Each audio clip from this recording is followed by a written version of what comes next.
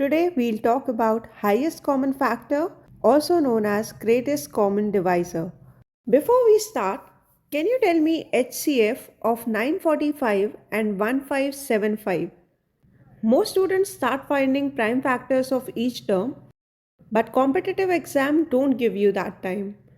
That's why we use the fastest and most powerful method, the division method. Rule is very simple. Suppose you need to find HCF of A and B. Divide larger number by smaller number. You'll get a quotient and a remainder. In the next step, treat previous divisor as the new dividend and previous remainder as the new divisor. And this will go on till you get the remainder 0. And the divisor at the last step is your highest common factor. Let's understand this with a simple example.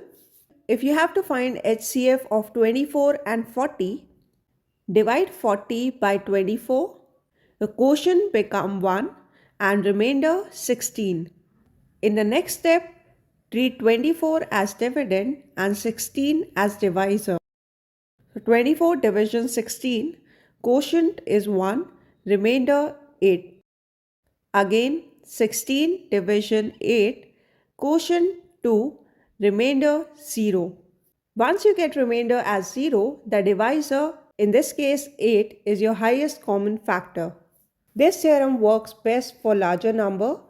Let's say you're given 945 and 1575. Divide 1575 with 945. Quotient is 1, remainder 630. Next, 945 division 630. Quotient 1, remainder 315. Again 630 division 315, quotient 2, remainder 0. Divisor in the last step is 315, HCF is also 315. In the next step, we'll see HCF of three numbers using the same method. For HCF of A, B and C, first find HCF of A and B. Then find HCF of A and B and C. You'll understand this better with an example. We'll extend the previous example 945, 1575 and the third number 1050. For 945 and 1575, we have already calculated HCF as 315. So for three numbers, find HCF of 315 and 1050. So 1050 division 315, quotient 3, remainder 105.